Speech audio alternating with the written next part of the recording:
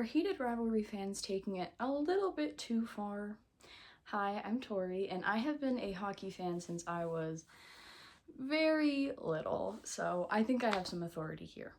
So if somehow by now you haven't heard of Heated Rivalry, it is a TV show written by a bi woman, directed by a bi man, about two male hockey players on rivaling teams falling in love? Also, just to give me a little bit more authority here, it is rumored that this rivalry that goes on in the show is based off of Sidney Crosby and Alex Ovechkin. So. But today we're going to talk about the controversy around Heated Rivalry.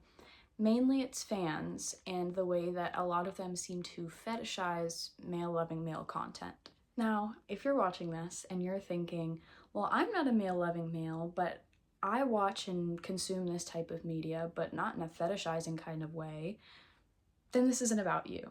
Media is for everybody. Media is put out to the public for anybody and everybody to consume and enjoy. But it does get to a point. What inspired me to make this video today is this TikTok that I scrolled past on my For You page, which I'm gonna play for you now.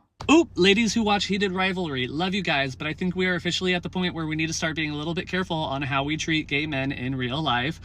You've all been really respectful, at least from my point of view.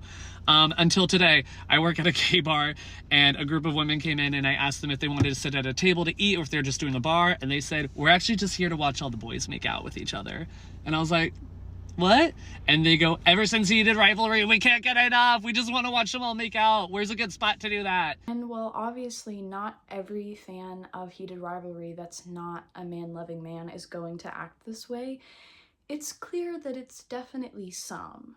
And I believe that challengers sort of fueled and normalized this for a lot of people because how popular it was. And I'm not saying that that was their intention. I haven't personally seen the movie. I have heard really good things about it. But I think because of how popular the movie was and the nature of it, a lot of people are starting to think that that's okay to kind of fetishize. In any media that you consume nowadays, there will be a man-loving man ship that is probably really popular. And obviously that's perfectly okay if the ship is based in something, because if not, then it leads me to wonder, why are you shipping it in the first place? And if you are a man-loving man who is kind of just searching for representation in these pieces of media that don't have it for you, that's perfectly fine. But if that's not the case for you, then again, my question is why? Are you shipping it because it's two characters that would actually work well together? Or are you shipping it just because you want to see two guys kiss each other? And a very big problem with some of the people who ship these things is that they get very hostile about it. If you even just casually mention, oh, I don't ship this, or I don't totally understand this ship, they will immediately say you're homophobic or any other insult under the sun that they can think of. This has even led to some, let's say, harmful man-loving man ships to become really popular in media. I'm not gonna name any specifically, but I think we know who I'm talking about. And while all of this may kind of seem like, oh, well, you just don't want to let women enjoy anything, internalized misogyny, whatever, the same exact thing goes for the opposite situation.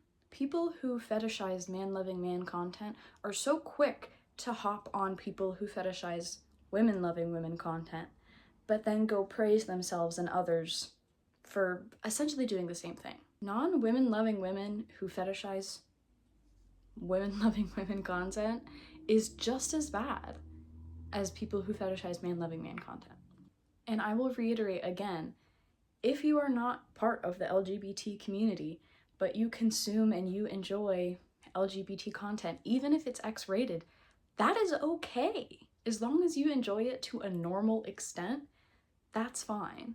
But like I said before, it does get to a point. I personally haven't watched Heated Rivalry, and I don't really see myself watching it in the future, but I have heard really good things strictly from like a production point of view, so I'm sure as a piece of media it's pretty good. But just because that kind of content isn't really something that I normally reach towards, I probably won't really watch it. I think I would prefer to just kind of watch an actual hockey game.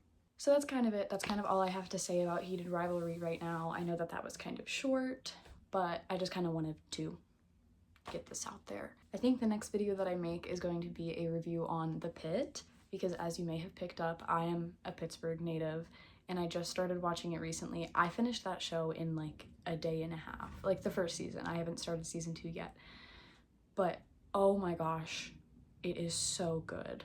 But I will definitely get more into why it's so good and why I like it so much in the next video. So if you have any suggestions for what I should review or what I should talk about next after The Pitt, just let me know. Also, this is my room. I'm in my room today. So